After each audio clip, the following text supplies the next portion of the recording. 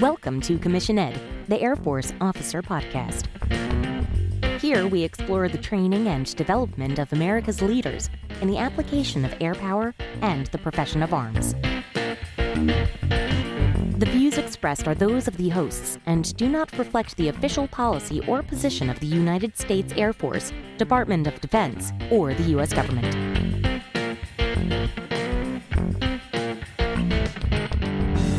Welcome back to another episode of Commission Ed, the Air Force Officer Podcast. I'm Colin Slade. And I'm Reed Gann, and we're your hosts for Commission Ed. I know I say this all the time with every single interview, but again, super excited to bring this one to you all. This time, talking about being a battlefield airman. Now, we don't actually have very many career fields in the Air Force, especially officers, that will actually be downrange on the ground, bringing operational effects to the enemy. But in this particular instance, the special tactics officer, they're on the ground leading the fight, making sure that air power is ready and available to those that need it most there on the ground. Yeah, you're not going to run into a whole lot of these folks throughout your career. They're a very small percentage, but their effects and their impact is outsized versus how big they are as a force. So really excited to hear what he's got to say. Yeah. So this week's interview is with John. John was gracious enough to meet me in person. He just happened to be in the area. I have to say, though, it kind of felt like, he agreed to meet me at a cafe, and this guy, kid you not, looks like Jason Bourne. It's awesome. And when I saw him there standing with his black backpack and ball cap and all those kinds of things, I'm like, all right, this is real. It was awesome. Such a wonderful experience meeting with him, and can't wait to share this interview with all of you. So let's cut straight over to John, Special Tactics Officer. Welcome back to another episode of Commission Ed, the Air Force Officer Podcast. I am Colin Slade, and today I am joined by John, who is a Special Tactics Officer. And we are here to interview him about his experience. John, why don't you go ahead and say hello and introduce yourself a little bit. Yeah, hey, Colin, thanks so much for having me on. I really appreciate it. Yeah, so Colin hit me up about this a couple weeks ago, and I thought, nothing to lose here by trying to answer his questions. Hopefully anybody that's listening to this might be able to gain some good insight into the world of the Air Force and AFSOC and Special Tactics in general. I'm a Special Tactics Officer by trade. I've been doing it for about 10 and a half years now. So yeah, that's the background I'm coming from. All my time in the Air Force has been with Special Tactics, and so I'm kind of biased towards that, but I'll be happy to answer any questions and try to do my best to go that route. Yeah, awesome. We're super excited to have you. You're going to be definitely the first Special Tactics Officer that we've had on the podcast, and I'm sure we'll get into this. You're going to be the first Academy grad. For better or for worse. All right, yeah. Well, we're very different from everybody else. That's right. Yeah, right. Well, one of the awesome things about having you here, and one, I should say that we're doing this on location. We're here in the same room, the same space, which we don't always get to do. So if our audience is hearing some background audio, that's why. That's right. It's a great coffee shop. It's very hip. Absolutely. And we wanted to take the opportunity to actually be in person with each other so that we can get the real feel of what it means to be an officer and to do special tactics in the Air Force here in the same room. And another thing is that I'd like to say here is everybody knows what special tactics is, but at the same time, nobody knows what special tactics is. We all think that you're really cool and that you're like the superstars of the Air Force, but at the same time, you're one of those secret squirrel things that nobody actually gets to take a deep dive look into. And so we're really excited to have you here today, share your story. Obviously, we're going to keep things unclass. We're going to keep things that are publicly available, but we want to get it all in one location from the horse's mouth, as it were, so that it can be a benefit to those who are considering being in the Air Force as a Special Tactics Officer, or already are in the Air Force and maybe are looking at the possibility of cross-training. Yeah, absolutely. I mean, I think you didn't mention like the secret squirrel thing, and sure there are things that we as a community do that are on the classified level, but for the purposes of this podcast, I mean, I should be able to talk very openly about special tactics and the jobs inside of this community and some of the really great things that we're doing right now and how we're growing as a organization. So, fire away. Yeah, absolutely. Well, before we get into your career as a special tactics officer, why don't we take a few steps back? Tell us about where you're from, your upbringing. What was it that led you toward a career in the Air Force? You had to go to college, obviously, to be an officer in the Air Force. So why did you choose the academy? I'll turn it over to you and let you talk about what led you up to this point. Sure thing. Okay, so, and again, this is just my perspective. It's obvious, but it goes without saying, and I'm sure there are lots of other perspectives of officers in the Air Force, so I'll try to answer it from a personal nature and not necessarily an Air Force nature, and we can go from there. But, as I mentioned, my name is John, and from California originally. I grew up, born and raised there. My brother went to the Air Force Academy before I did. And, for me, it was partly it was just like, well, people say it's a good college and it's a good opportunity, so why not? And brief thing on the Air Force Academy, I think that people hear the notion that you have to get a, congressman or senator's endorsement.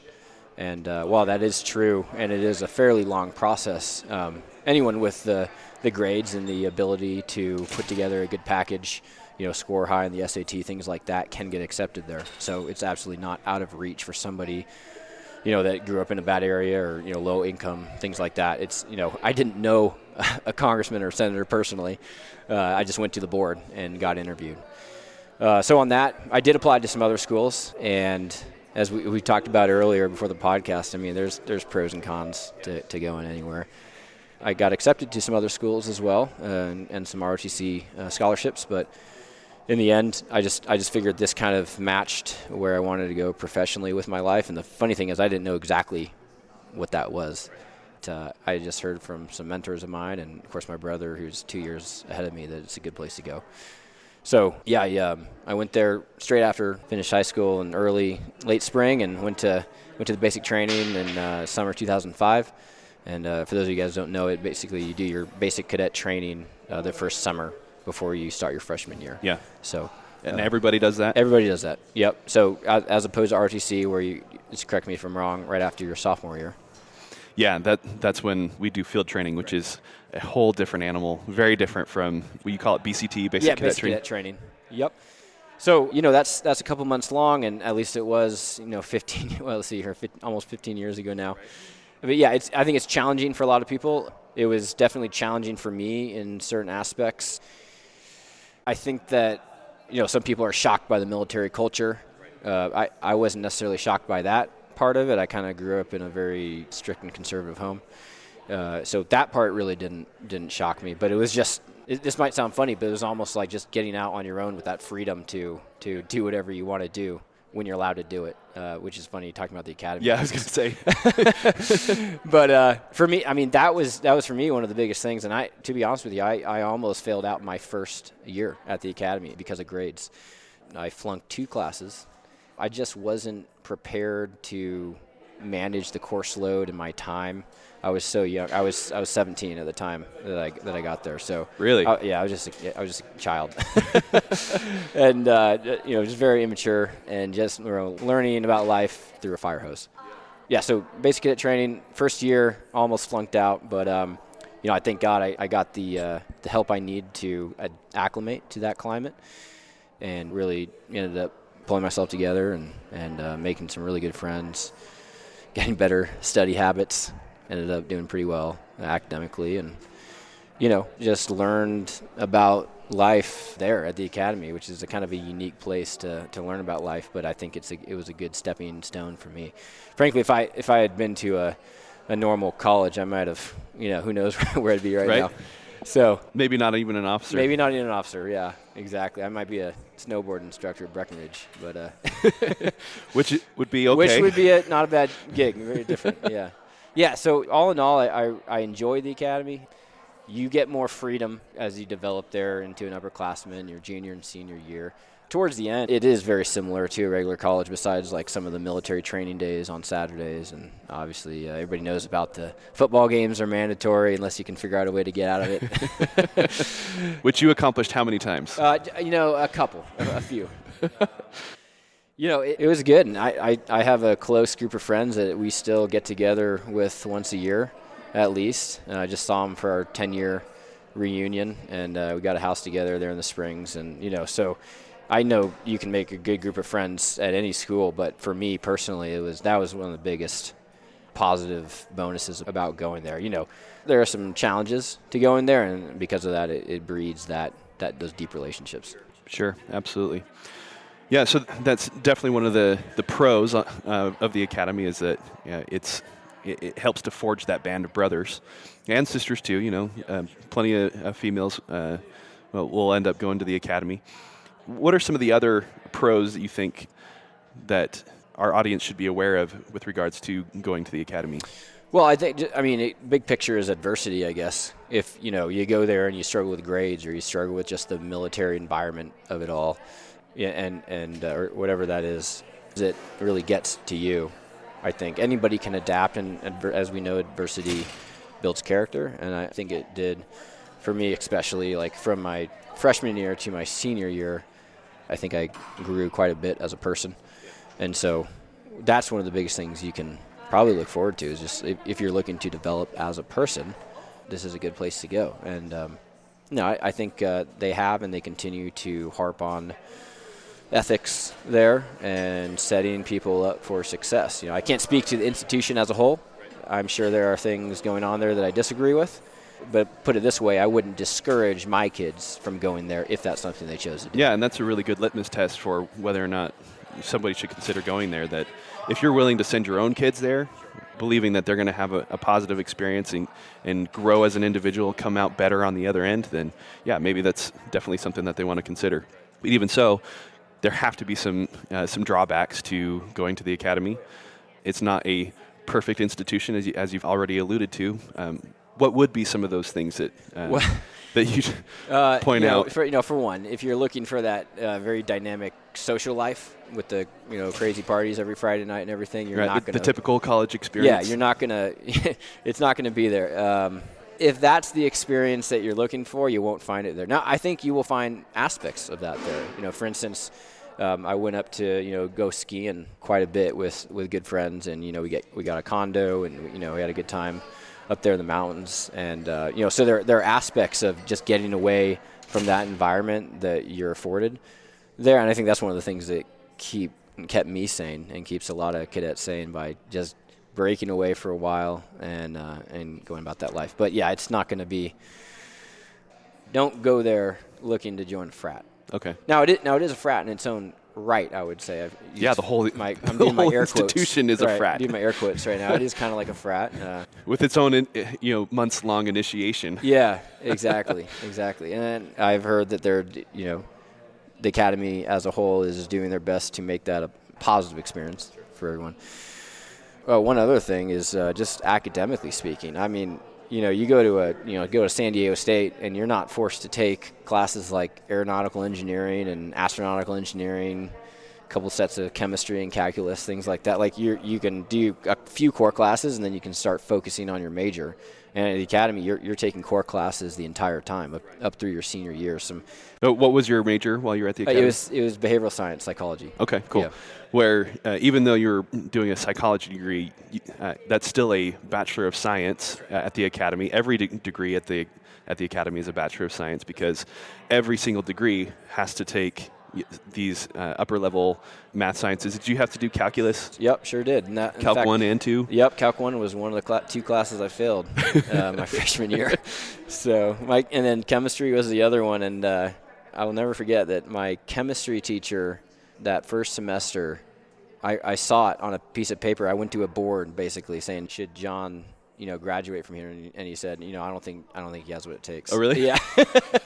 So I definitely used that as motivation, and ended up, passing both my next semester and stayed behind. So my first summer there, actually, they break it up into 3 increments, And normally it's like you go visit an Air Force base, you take a block of leave, and then you do something else fun. Well, my block of fun was taken up by repeating chemistry. Oh, man, that sounds miserable. I mean, I did some summer classes while I was at school, but I chose to do that. And a lot of what you're describing here is that a lot of the choices that are available to normal college kids, quote-unquote normal college kids, are not available to the cadets at the academy. They're not. Now, I mean, again, go back and forth, like some, other positives. There are other things that are available to, especially if you differentiate, academy cadets to ROTC cadets. It's very easy. Number one, it's much easier usually to get a pilot slot. So if you're looking to get a pilot slot, that's the way to go. You can do programs like jump or your glider programs, things like that, a lot easier than you can as a ROTC. Jump being where you get your like your jump five wings. Yeah, your five jumps out of a perfectly good airplane. That's right, like 12 seconds of controlled free fall and you pull your chute. So it's a great experience for cadets. Again, like maybe that's somebody's adversity, maybe fear of heights or something. I mean, it's little things, and I think the institution as a whole, that's probably one of the things they do the best at is putting people in uncomfortable situations they weren't put in during high school or growing up as a kid, and generally speaking, a fairly good product at the end of 4 years. Yeah, absolutely. I mean, growth happens outside of our comfort zones.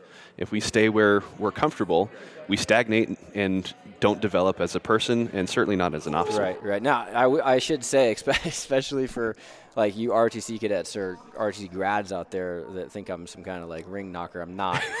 I don't know. Let me see your hands. Yeah, I see nothing on it. So, I would say almost an equal amount of RTC grad friends, or maybe even more at this point in my life. I don't tout one over the other. Good. Well, so you mentioned you can get a pilot slot. Now, you actually got a pilot slot out of the academy. I did. That holds the true for majority of people. I knew a couple people at the academy that wanted a pilot. Like literally, I knew a couple people that wanted a pilot slot and didn't get it. Yeah, and that's it. And even one guy I'm thinking of in particular, he didn't get it, and then he got it like 2 years later. So he's a U-28 pilot now. So yeah, you will get a pilot slot if you basically put out and get decent grades, and you put that as your first choice. And so you were able then to recover from your first I was. rough semester. Yeah, see, that perfect example. Yeah, I failed 2 classes, and I basically easily got a pilot slot.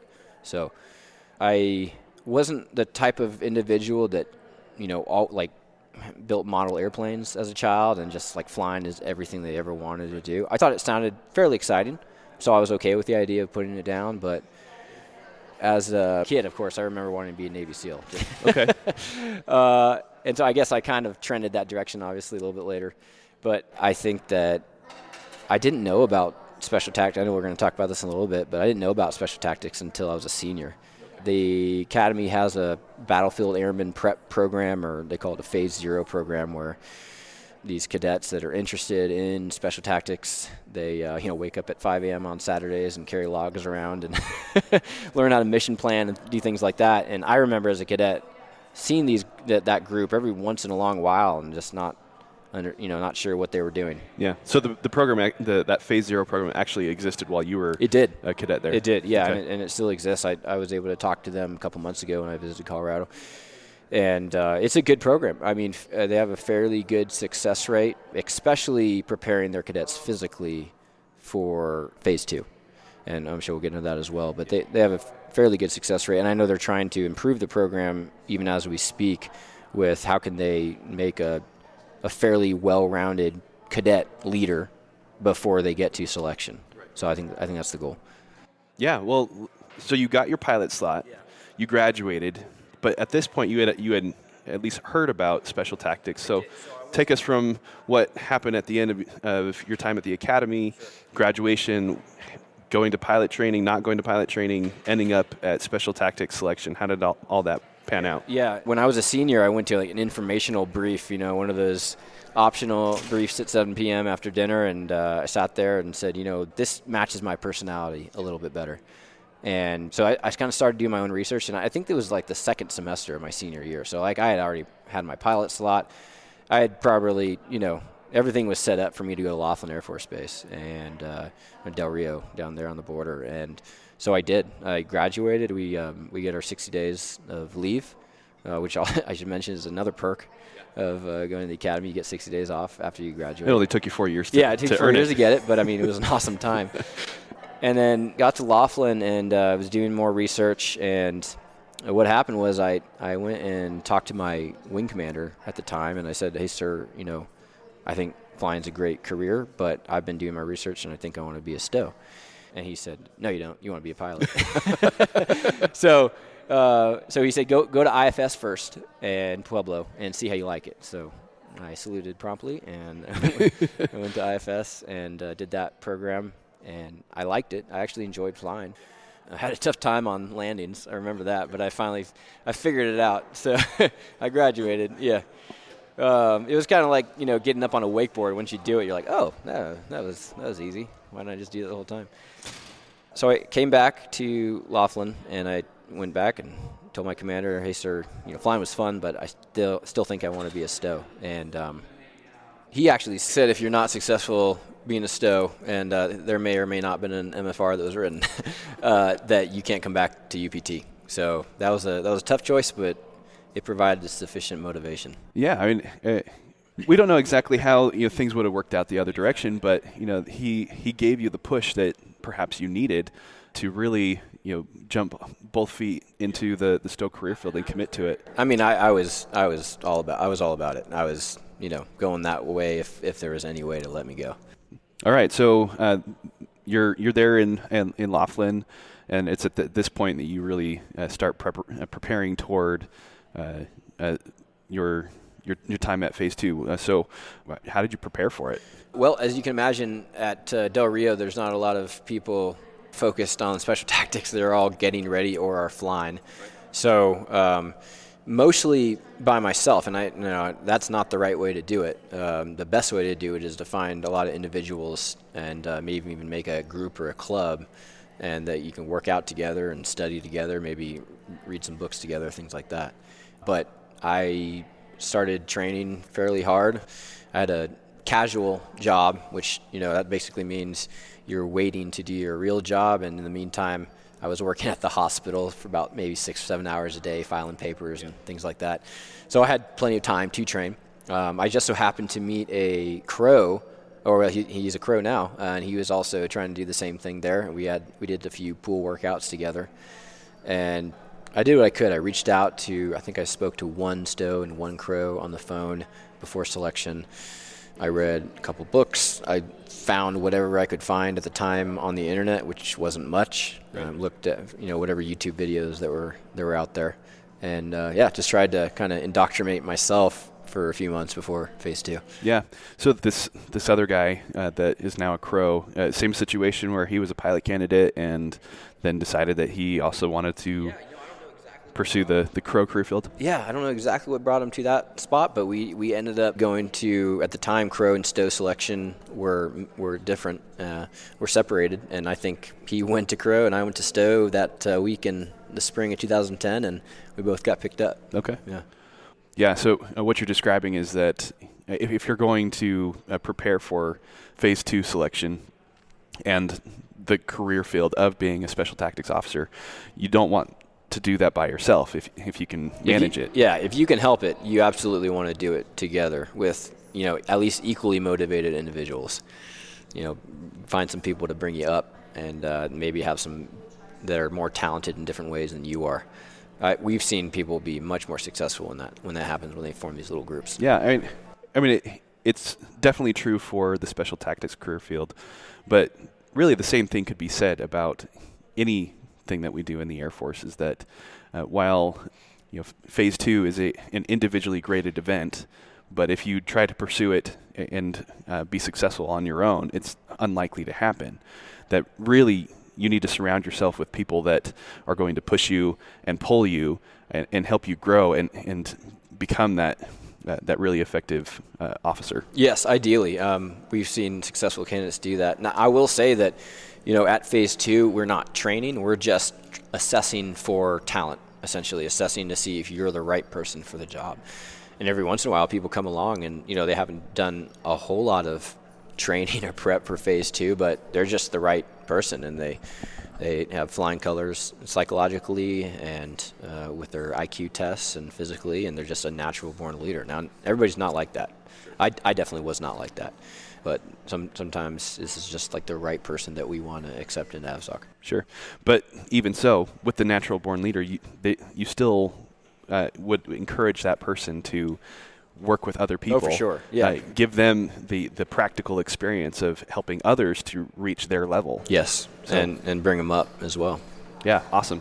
So word to the wise out there, a little bit of advice. If this is something that you want to pursue, if you want to be a special tactics officer or any other special operations career field an officer within it, find a group of guys or girls that are going to push you and help you grow.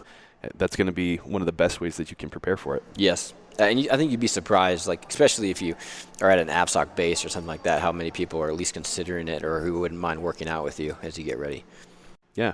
Well, is there anywhere else that people can go to learn more about the special tactics selection process? Sure. The website, off the top of my head, I believe is airforcespecialtactics.af.mil/join. Okay. So if they go on there, there's, I think, a lot of good information. We recently put in some prep resources on one of the tabs, recommended books to read. I think there's a workout program, a nutritional guide, things like that.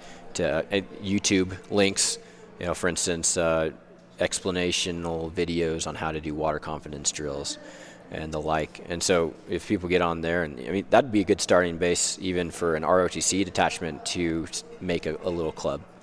So there's some good resources there. It breaks down what's required, and actually not just for cadets, but for CGOs or for even cross trainees. Enlisted cross trainees can come to phase 2, and then if they get picked up during phase 2, then we send them to OTS, and then they start the pipeline from there. So lots of good resources about the process. Also, the phase 1 package is on there as well, and that'll break down what is required for you to submit prior to being accepted to phase 2. Awesome. Yeah, and we'll link all of that information on the show notes.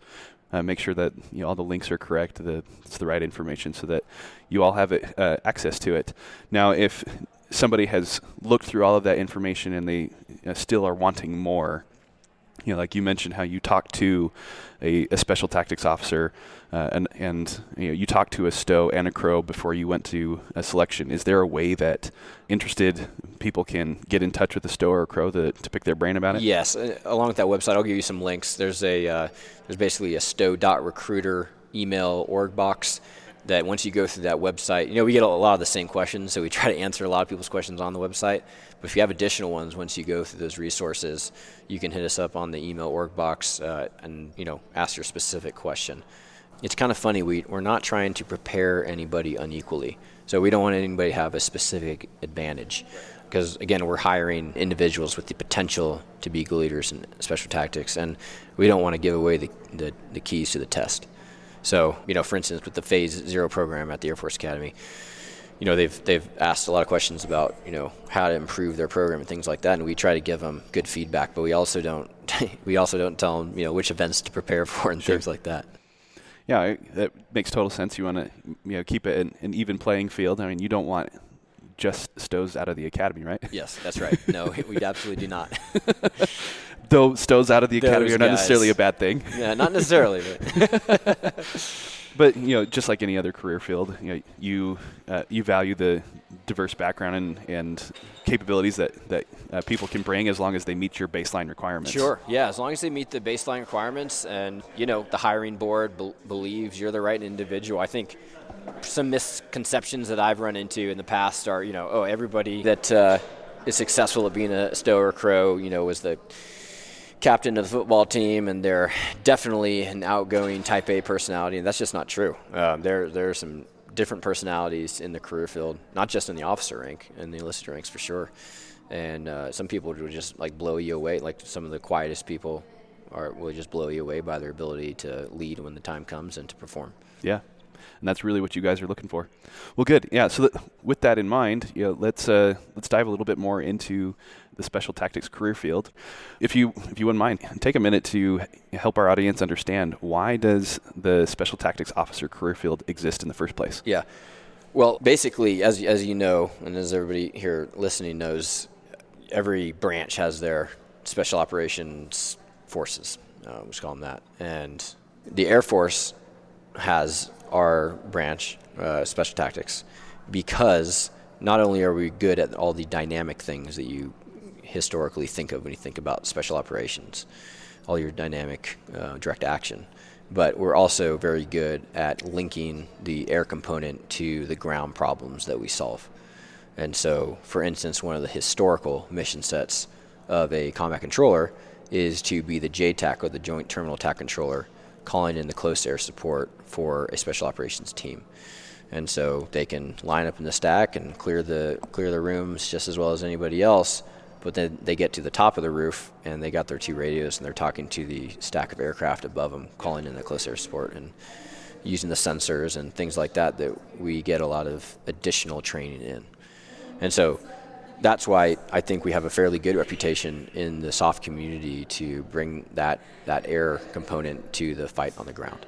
And we do that not just in the tactical dynamic spectrum, but also with assault zones, air surveys, airfield surveys, and things like that, where anything air related that a special operations force needs to conduct a mission, we can bring. Yeah. And so the special tactics officer specifically leads the enlisted force to do those mission sets. And so, for instance, as a STO, you get to your first special tactics team, and on your team you have enlisted combat controllers, enlisted TAC-Ps, PJs, and now the newest career field is Special Reconnaissance, which took the place of SAUTI, Special Operations Weather Team. So they took out some of that weather. They didn't really take out the weather capability because we still have it, but changed a lot of the training to more of a reconnaissance focus. So all those enlisted AFSEs would be on Special Tactics team, and you as a STO have been trained to do many of those mission sets as your enlisted force, but you lead those individuals to accomplish the mission. Yeah, so the special tactics officer actually will go through the same training pipeline as the CCT. That's right. The combat controller. That's right, and that just to pitch to any and higher leaders or senior leadership that's listening to this, if there are, I think that's one of the things that give us that great amount of credibility with our enlisted force, because we go through the suck with everybody else. And so. Oh, come on! Does the pipeline really suck? No, I have some good memories from it for sure. But how much can you complain about jumping out of airplanes? That's right. Yeah, in San Diego, and making stuff blow up, right? Going to the beach at 4 p.m. It's just like that. But that's what gives us that credibility. And even though we, as an officer, may not employ all those capabilities operationally, personally, we have that capability to do so. And as I mentioned, you're going through the suck with the rest of the guys through the pipeline, and so they know you at least can hack that.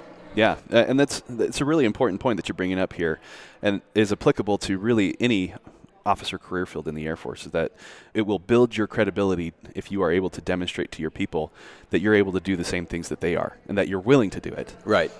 And I would say most officers most STOs and CROs want to do it more. But they realize that their first job is to lead, and then guess what? You may be able to do some really exciting things when your name's called. Yeah, and again, that's another excellent point, that while it's important that you be able to do these same things, but that's not your primary responsibility. Your job is to lead the airmen, not to be one of them. Yeah, I mean, yeah, yes, your job is to lead, and ideally you fit in very well on team. So in that sense, you are kind of one of them. But I think something I'm still learning, and I think many leaders are, especially in the tactical environment, is how do you walk that fine line of being one of the guys, but also leading and trying to lead well when the time comes. So in this environment, it's very difficult because you are going through the same training. You're in one sense you're one of the bros, just like anybody else, but then you also need to lead the team and do it in a professional way. So that's something that I've been learning throughout my time so far. Yeah, I mean, the Air Force requires you as the officer to be the one ultimately responsible for the proper execution of the mission. Where the combat controller, the special operations airmen that you are leading, they actually execute and take care of the mission, but it's your job to be responsible for it. Yes, right. And in order to really be able to do that, you have to maintain that professional distance between the officer and the enlisted airmen so that you can direct them properly and remain somewhat detached from the things that they are going through. Yeah, I would say big picture, everything you just said is correct. I think the leaders that I have seen, let's just say that I have respected the most, walk that line very well. They are able to have a beer with the guys and, blend in that environment, but they still have that proper amount of respect that their team gives them. And they, number one, the people that I respect are those quiet leaders that don't brag about what they've done or accomplished in the past. And number two, they just have that bearing or that confidence about them, but it's a humble bearing as well. So again, they can be part of the team, but they can lead it very well when the time comes. Absolutely. Good. So quick summary of the Special Tactics Officer career field. It exists in order to lead the airmen on the ground, whether it's in a joint environment or in a strictly Air Force operation. Yes. Making sure that that air power is available and correctly delivered to the guys on the ground. Yeah, that's a great synopsis. You said it very well. And as I mentioned earlier, you may get a chance to do some of those more exciting, dynamic tactical things. Like, for instance, one of my deployments, I was able to be the JTAC for an ODA, or Special Forces team. And so at that point, I wasn't doing so much of the leading. I was doing the actual tactical mission set. I was a captain at the time. But it was great because the rank was kind of put aside for the time being, and I was just one of the operators on the ground. So that was, for me, a very fulfilling experience. And there's not one STO has the exact same experience in the career field. Some may focus more on the direct action or the dynamic precision strike portion. Some may focus more on the assault zones and surveys and things like that. And one of the exciting things that is coming into Special Tactics right now is the fact that we are now not only as team leaders or troop commanders responsible for what our team is doing, but we're also starting to own some battle space and actually own mission sets as well in Special Tactics in the Air Force. So I haven't had a chance to do that yet in my career, but those younger guys that are coming up in the ranks, there's a good chance they'll be doing those type of missions. Yeah, so what you're describing is not necessarily just being on hand to deliver Air Force air power on behalf of Army Rangers or Navy SEALs. Yes. But just unilateral, purely Air Force operation, doing our own thing, detached from the joint environment. Yes and no. Not detached. I would say unilateral is a word that's kind of thrown out there quite a bit, but not being just an augmenter to other special operation teams, but leading as a STO, for instance, leading that team, and not only your Special Tactics airmen, but also possibly being the ground force commander for other components, like a group of Rangers or SEALs or something like that, or other government organizations. Okay, yeah, that's a good distinction to make, that this isn't necessarily the Air Force operating out there on its own, but taking the lead. We are the Air Force taking the lead on a ground operation. Yes, and I'm sure there's some politics that go along with that push to happen in Special Tactics, but from what I've heard, that's the trend that we're going towards. Cool. No, that sounds really awesome. And in what you're describing, you're saying that the STOs that are coming up now, that's going to be their future. Yes, that's correct. At least that's the hope. That's the hope. And there's been talk for a little while of combining the STO and CRO career fields. Who knows if it will ever actually happen. But if it does happen, that STO, CRO, SQO, whatever it is they're going to be called, will now rescue and recovery is one of the things that Special Tactics is still responsible for, but the CROs and the PJs, the majority of them are still with ACC, and about 10% of them come over into Special Tactics. The same can be said for your alias and TACPs.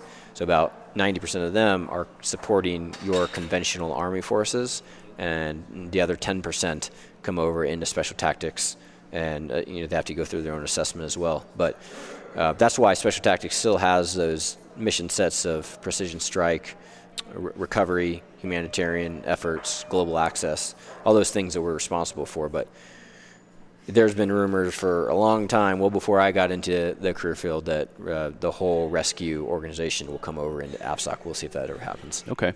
Yeah, that's something I didn't know very well, that the STOs and the CCT That's right. belong to AFSOC, where the CRO and the PJ belong to ACC. That's correct. Okay. The majority of them do.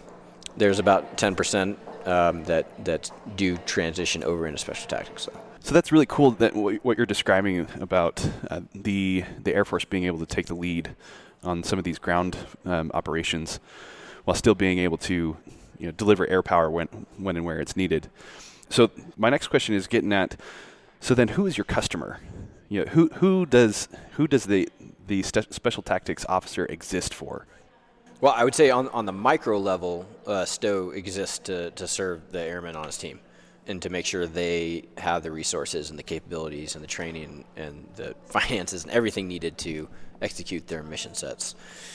On the larger level, I would say AVSOC and Special Tactics serves to just support the ground force scheme of maneuver. And you can't do that, obviously, without air power. So that's what we do on the macro level. And then the STO is kind of like right in between there, focusing down on the team and then focusing up and beyond to the larger strategic mission set. Yeah. I like the way that you're describing it, is that you have a responsibility towards your airmen. They're a customer for you. But then if you go up the other direction, ultimately then, so your customer is the combatant commander who needs you to deliver that air power for whatever strategic objective or effect that he or she is looking to achieve. And then obviously, ultimately, the commander-in-chief, the President of the United States, and the American people. Sure. Yep. I think you nailed it, But at the level that I've been at the last 10 years, I've been more... I'm not making the broader strategic decisions, So if anything, I'm focused just one up and one down, or two up and two down in the chain, like one down and then two up. It's just like probably most officers should be, or that's their focus, right? Your commander's intent, and then execute that within your team. So, I think that's the whole purpose of a STO until they hit those higher ranks, and at that point you're working more AVSOC and strategic Air Force big picture things. Okay, so you are a major at the moment. Your responsibility at the moment as a STO then is what? Well, that's funny because it doesn't have much to do with the operational stuff that's happening right now. So the last couple of years I was responsible for a section in the Special Tactics Training Squadron called RAS, which is Recruit, Assess, and Select. So one of my jobs was, I'm not a recruiter, but I would go around and I would talk to people about special tactics. And then you're doing now. This is it. Okay, cool. And the other job is to run and facilitate all the assessments for special tactics. So obviously the big ones, STO, CRO, enlisted, cross-trainee, even some of the other ones like SOS-T, Special Operations Surgical Team, TACP, so TACP and ALO personnel that are assessing into special tactics. So all those assessments we would run, and we did about 16 assessments every calendar year, and that was my job for the last couple of years. And currently I'm more in the operations role in the Special Tactics Squadron that I'm at, which is still the training squadron. So running all those operations, essentially almost facilitating everything that needs to happen to make your combat controllers and your that's who we focus on primarily, but your ST TACPs, your STPJs, and get them ready to get to their first duty station and their first team. Okay. So you did spend some time, you mentioned your deployment, you spent some time operational, Special Tactics Officer. Yes.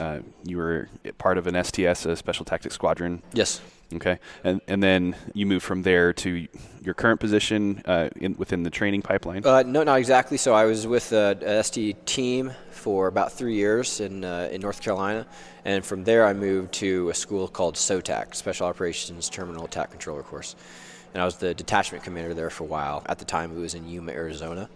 And that was a great assignment because it was almost like being out on your own FOB, your own forward operating base, and just myself and 9 other instructors out there, and we ran the classes, and we did the classroom and the range instruction, and with real military and contracted aircraft. And we taught a lot of Air Force, Army, Marines, and some Navy how to become a JTAC. So did that for 2 years, and then we moved that schoolhouse from Yuma back to Hurlburt Field, Florida, which is when I picked up the RAS job. Okay, and then is that a pretty typical Stowe career path, is to do the operational thing once you've completed the pipeline, and then you go do some kind of command tour? I imagine there's the opportunity for some staff work at AFSOC or ACC, something like that. Yes, I mean, there's really no one specific track for a Stowe.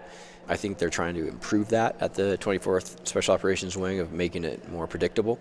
But I know a lot of Stows, and they all have different experiences. So the general path, like you described, is correct. You finish the pipeline, and then you go to your first team, and you might get 1 or 2 PCSs on team, and then from there you go to perhaps another squadron to do some leadership time. Maybe you go to a DO role. At some point you'll probably go to school, and then you'll come back, and then you're looking at squadron command time and other options like that. There's also a Tier 1 organization that's part of Special Tactics that you can assess for.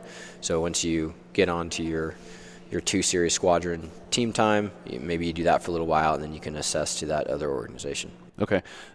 Tier 1, Tier 2 kind of being like the difference between Army Rangers and Delta Force? Exactly. Okay. Exactly. Okay. Cool. So you can continue to become even more special. Yeah. So that's I haven't served with that organization, but I've heard it's a good thing to be a part of. So if anybody's interested in that, just know that there are other options to continue your operational time as an officer. That's very cool. So what has been some of the highlights, some of your favorite parts of your time as a Special Tactics officer? Well, a couple things. It's kind of like like the pipeline. For instance, you look back, and at the time it was fairly challenging going through, but you always look back and you remember the fond memories mostly, and that was, to be honest, a lot of good times, going TDY and just picking up all these qualifications and all these great training opportunities, and then that extended into my team time in North Carolina. I was there for about 3 years and started as an assistant team leader, or troop commander as we're called now, and then did the troop commander thing for a couple years and had a couple of rotations to Afghanistan. That was very rewarding. And then it's equally rewarding back at home station, because you're putting together all the training events to get your team ready for their next rotation. And so some is home station training, some is going TDY and get opportunity to go to some really exciting schools. And just leading at that troop level is very rewarding. It's like being a part of a sports team, I think is a good analogy. And that's been my most exciting time so far in Special Tactics. Any good war stories you want to share about your time? I mean, obviously some of those things are going to be classified and can't go into all the details, but yeah, I would just say, well, one thing that I really enjoyed doing was augmenting a team of Green Berets as their JTAC, and it was just a time to go out and focus on the tactical side of being a Stowe, and did that for a good amount of time out there, and it was just really exciting, and that's all you're focusing on. It's just kind of like when you're jumping out of an airplane, that's all you're thinking about, right? You're not thinking about the bills you have to pay or whatever. So, I mean, for me, the same thing could be said. And during that deployment, that was great. And the team, I felt very welcomed by that Army team, and they treated me as one of them. And that was a great time. I got a chance to be involved in some dynamic situations, and it was kind of everything I was hoping for. I just have to chuckle every time you call it a dynamic situation.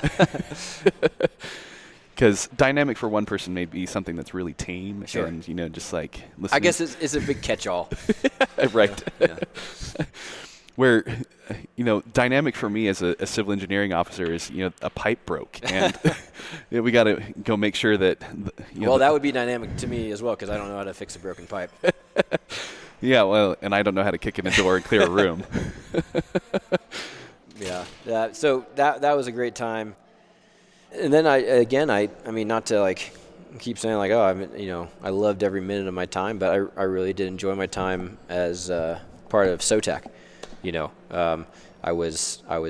I got qualified to be a JTAC instructor and did some of the training along with the other guys that were there. We went out on the range and dropped real bombs, and that was very satisfying work because every single class after 5 weeks you see students who are already special operators, many or most with more deployments than I have already, and they're coming there and they start from square one, and by the end of the 5 weeks they're 80% complete with their JTAC certification, and you see that cycle after cycle, and to me teaching was almost as rewarding as actual operating. Yeah, I can definitely empathize with that. The time that I've spent in Air Force ROTC as an instructor, teaching people and helping them grow as future officers in the Air Force have definitely been the most rewarding so far in my time as an Air Force officer. On the flip side, what are some of the terrible things about having shifted over into the Stowe career field? Oh man, that's a great question. Well, number one, I think you have to, for anybody who's considering this career field, I should hit on the fact that, and I've kind of already subtly hinted at it, but you're not going to be a door kicker for 19 out of 20 years if you stay until retirement. You're just not going to do that. If that's what you want to do, and it's funny, I kind of made a joke to some ROTC cadets the other day. If that's what you want to do, resign your commission and go be an enlisted combat controller, and you will get to do that stuff way more, which for a lot of people may be much more satisfying. And I'm not going to deny that is a very exciting part of our job. So, but you still get a laptop issued to you, and I'm TDY right now, and I checked my email this morning. So, wait, you were actually able to get your VPN to work, and you could sign into your email? I could. It took about 45 minutes for it to actually work, but I somehow clicked the right combination of buttons to make it happen. You said the right combination of Hail Marys and so burning if my commander's incense. listening, I really am trying. Yeah, so, you're still going to be asked to do all those officerly duties than any other officer. Like, you get fairly good at writing awards and EPRs, and, you're doing all those things, and you get fairly good at working Excel. And I'm saying this kind of all in jest and stuff, but it is true because, somebody needs to do it, and that's the officer. And so as much as I have sometimes, personally graded against having to do those things, I have to realize it's my job to do those things. So, I might be able to go shooting in the AM and then go hit a couple hours of computer work in the afternoon. And that is the life, and you have to be willing to accept that if this is something you truly want to do. Yeah, and just like you've done, throughout your career, you've embraced the suck. You've leaned into it. You've accepted the fact that even though this task, be it writing a 1206 or balancing a budget for your organization or reviewing an EPR, whatever the case may be, you've leaned into it and accepted that as part of your responsibility because you are an officer, and ultimately your job is to make sure that the mission is taken care of and that you are also leading your airmen. Yes, that's right. And I think if you don't accept it, if you don't lean into it and just I think there was a while in my career, like maybe like 5 or 6 years through, I was a little bit more bitter about that fact. But if you just have to acknowledge it and say, somebody has to do it, so it might as well be me. And I think I can get to the point where I'm fairly good at it. And I think if you look at it like trying to be a well-rounded individual is probably a good way to think of it. And if you just look at everything with chagrin, you're just going to be walking around with a frown on your face all day and not enjoy anything about life. Yeah. So there's a few more things that I want to dive into that's not necessarily specific to special tactics, but I'm sure that you can tie it back in. What is it that you've done to continue developing as an officer, not necessarily as a special tactics operator, but as an officer? Yeah, I think that one thing is to develop at least some informal mentors. Some people tout that you should have an absolute formal mentor in order to progress in life, and while you may not have a formal one, I think to get some people that you can call up and bounce questions off of, and that are not afraid to critically look at you and say, hey, you're messing up here, or you're messing up there. And so to me, that's been very important, both on the professional side and the personal side. Thankfully, I have a couple people that are like that, and I think that's kept me balanced through this career and life in general, to correct me when I'm kind of going off course, or when maybe when I've gone through a tough time in life where you need to just bounce some ideas off some individuals. So for me, that mentorship has been very important. So in addition to mentorship, or just having those people you can call and bounce ideas off of, naturally as an officer in the Air Force, you do take part in the PD courses that every officer does. So PD being professional development. Yep. So early on in my career, I did the ASBC before they took that away. Yeah. Fun fact, I was in the very last class. Oh, all right. Well, of ASBC. You obviously are much more developed than others that came after you. So I did that, did SOS. And some people, despise those courses. I don't. I think they're good. I think especially for officers in special tactics, that it is a good thing to get reacclimated into the Air Force, and just a quick reminder of, what everybody else is doing in life, and maybe you'll find some blind spots in yourself that you didn't realize you had until you kind of acclimate with people that are not like you. So for me, I found those times to be helpful. Even sometimes they're 5 weeks of taking a deep breath and refocusing. So those things have been helpful. I am not one of the individuals that has gotten my master's yet. I'm about to start that. That is something that I would say start earlier than later, like everybody says, but it is true. But pick something that I'm personally interested in. Some people are very interested in your standard check the box masters, but if I do one, and that's what I was trying to figure out, whether I wanted to get a check the box masters or something I'm actually interested in, I think I'm going to go for the latter. I waited longer than I should have to do that, just with some life circumstances that happened. And also, I think I want to hit on the fact that it's important to have a life outside of this job. I've seen a few people that I can think of that seem like special tactics is their life, and to me, that's not the right thing. That's not the right way to do things. I think you become a one-track mind when you do that, and it's very hard to see the big picture on life in general. And I think officers, especially that have lives outside of the Air Force, can actually perform better when they do their job. So for me, just having some hobbies and things like that has been able to keep everything in perspective. And of course, being married and having 2 kids now, that puts things in life in perspective as well. I would just say that I think as a person, I struggle with being selfish. Maybe a lot of people struggle with that. And, you look at the career field and you say, this is what I want to get out of a job, and this is what I want to get out of this year in life. And having kids put some of those things in perspective, some of my priorities in perspective. So that's been very good for me. Well, so here on this podcast, we are a big proponent of professional reading. So what are some things that you've read in the past, maybe something that you've read recently that has left an impression on you? Well, I think I would be a bad special tactics officer if I didn't mention Gates of Fire, because that's like mandatory reading for every combat controller. It's good. It's a historical fiction off of the Spartans at Thermopylae, but that's always a good one. That's on my desk right now. I just been reading The Mission and the Men and Me.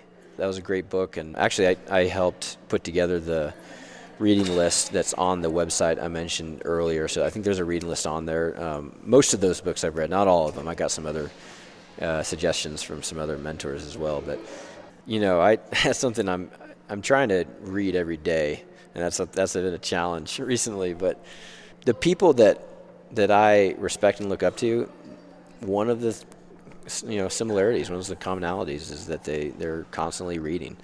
So that's something I've been personally trying to get better at. Yeah, aren't we all? Certainly there's no such thing as perfection when it comes to reading, but we can always try to be that 1% better each day. Exactly. Yeah, absolutely. knowing what you know now, what would you tell your early self or someone who is interested in following in your footsteps? Wow, that's I'm just going to self-identify all my flaws right now. No, to be fair, I would say I've only done about half of what I could do, maybe half as a stow, because there's a lot of individuals out there that have done some really incredible things, both at the level I'm at and at the higher organization, and just, I'm in the ranks of some pretty incredible people. There's a few people that I'm thinking of specifically right now, and they're just, head and shoulders above their peers and their leadership capabilities and just some of the things they can do and just their ability to soak in information and spit it out so eloquently. What I would tell myself is to focus even more on improving every day.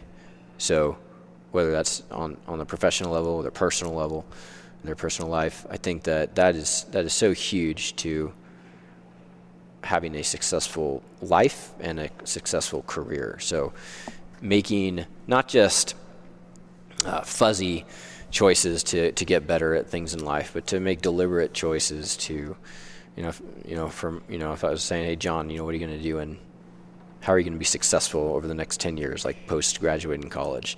I would make specific goals in order to get better. That's what I'm trying to do now, personally.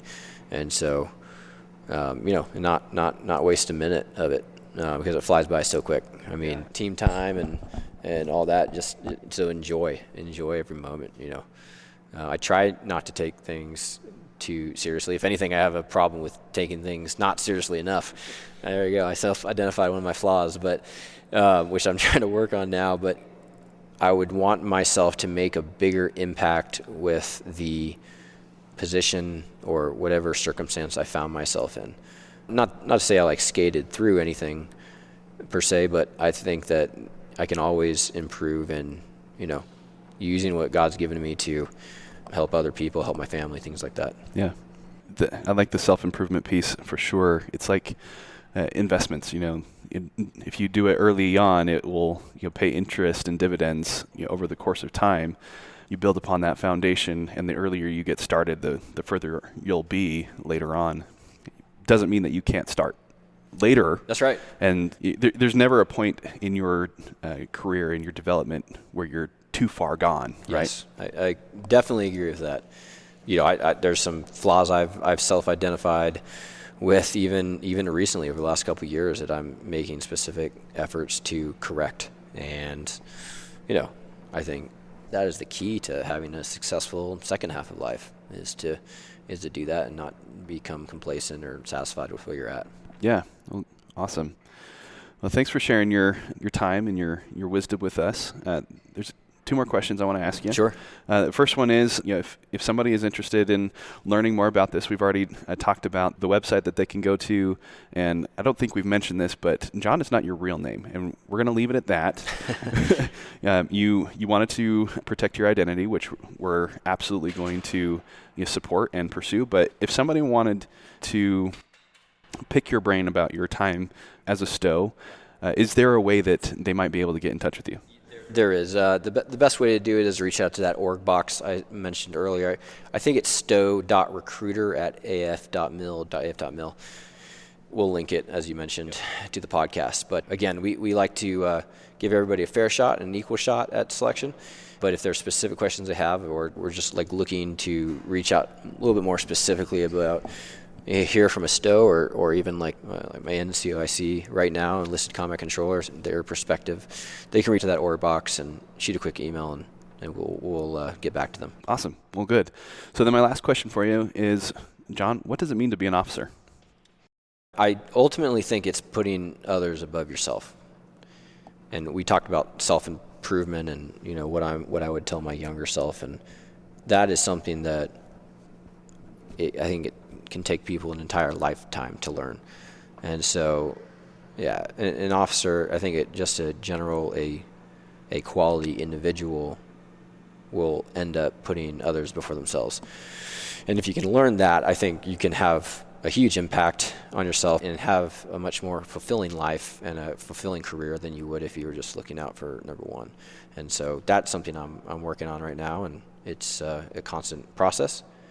Especially in the ST community, we look for that specifically in the candidate because it's a growing and a developing career field, and there's a lot of responsibility at times that are put on the shoulders of the officers. And so in order to meld a relatively young career field, that's what an officer needs to do. Awesome. Great, John. Thank you for your time. Really thanks appreciate very much. it. All right, appreciate it. Thank you. You know what, Colin? Yes, I do know what, but go ahead. Sorry, this has been bugging me for a long time. We need to do an episode on the academy. So before I went TDY out to the UK, I had to go to Colorado for some training and ended up with a little bit of free time. And I had a former troop of mine that's out there working, and we got in touch and I wanted to go visit them. They gave me a tour of the campus. Now I'd been there before, but I got the, accompanied by a staff member backstage, really in the place tour. And I got to tell you, I left feeling much more connected to that place than I expected to. And I am not a graduate of that university, but I feel like it's my university still. And I think that's because it's so Air Force in every way that it's good. And I'm working on it, but I'm committing to the audience to try and bring that connection back. I think that'll really round out what we're providing folks. Yeah. And let's say thank you to John again for taking the time to do this interview and allowing me to grill him on his experience at the academy. You and I have not had the experience of being there as cadets. We're not intimately familiar with how the academy operates. And so whenever we can, I like to talk to folks who have been to the academy and help paint that picture of what it's like to be a cadet there at the academy. So thanks to John for doing that. Yeah, I really appreciate it. What are your thoughts? What are some of the things that stuck out to you other than, my little academy rant there? The first thought that comes to mind is just how incredibly important the special tactics officer career field is in the overall application of air power and operating in that joint environment. Because the special tactics career field in general, officer and enlisted with the combat control, as well as JTACs and TACP and all of those, they don't exist directly for the benefit of the Air Force. I mean, usually they are embedded with Army units or SEALs or Marines in order to ensure that air power is delivered on time, on target, in support of whatever that ground mission is. I think that John did a really good job of highlighting that capability within the Air Force. Yeah, I really liked his breakdown. I liked his perspective. And I think that's something we need to always remember is that is one of our core missions.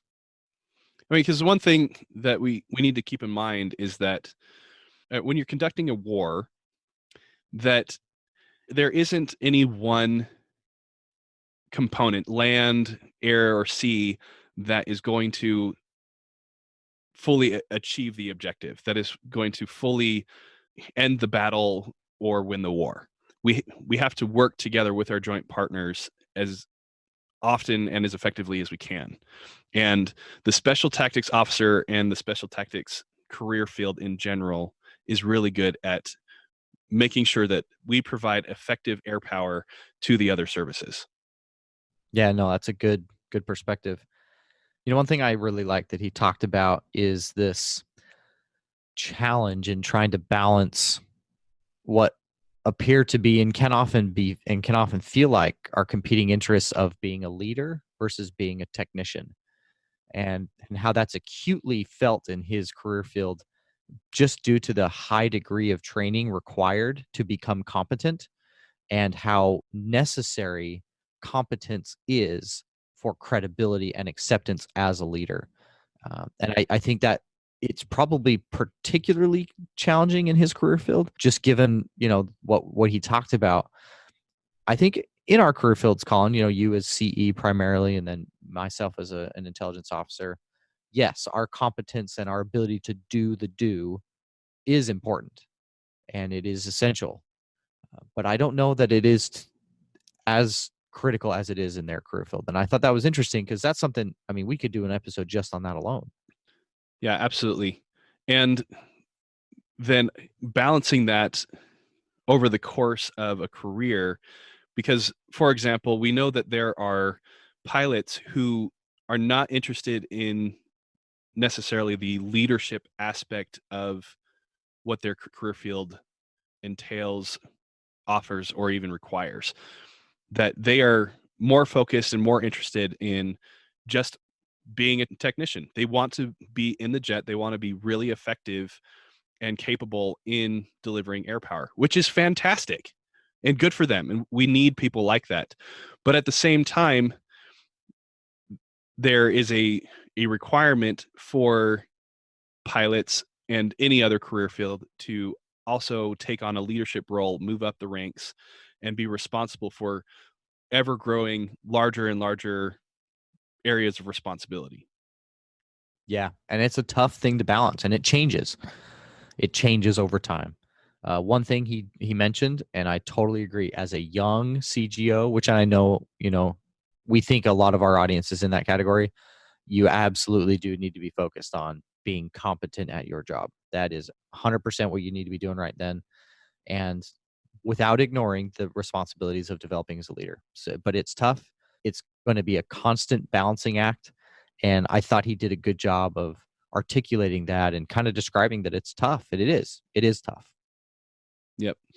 And the last thing that I want to highlight from the interview with John is he is the epitome and the paragon of being a quiet professional.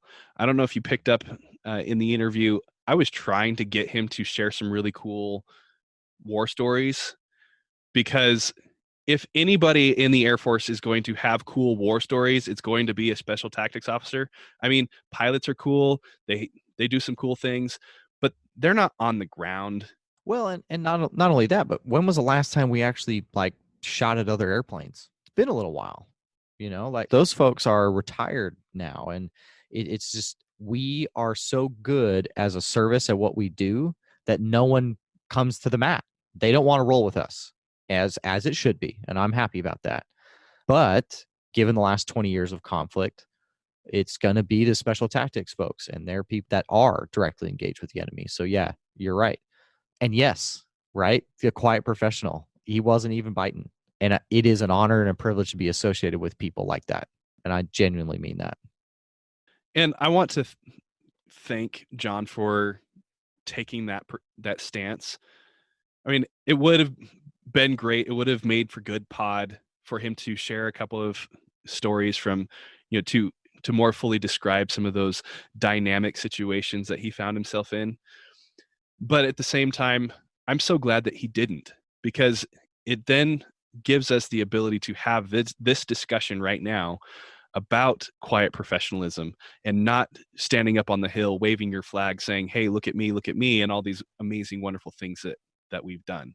So thank you, John, for being that quiet professional. Thank you for being competent. Thank you for bringing air power on the ground to the places where it needs to be effectively, and taking care of the mission in that way. Awesome. Yep. Really enjoyed it. And if you enjoyed it, give us some feedback. Let us know. Give us a rating in iTunes. Give us a thumbs up on Facebook and Instagram. Let us know how you're receiving this information, if it's enjoyable for you.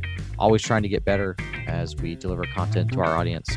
And with that concludes another episode of Commission Ed. Thank you for listening to Commission Ed, the Air Force Officer Podcast. The views and opinions of the authors expressed herein do not state or reflect those of the government, and shall not be used for advertising or product endorsement purposes. Mention of any specific commercial products, process, or service by trade name, trademark, manufacturer, or otherwise does not necessarily constitute nor imply its endorsement, recommendation, or favoring by the U.S. government.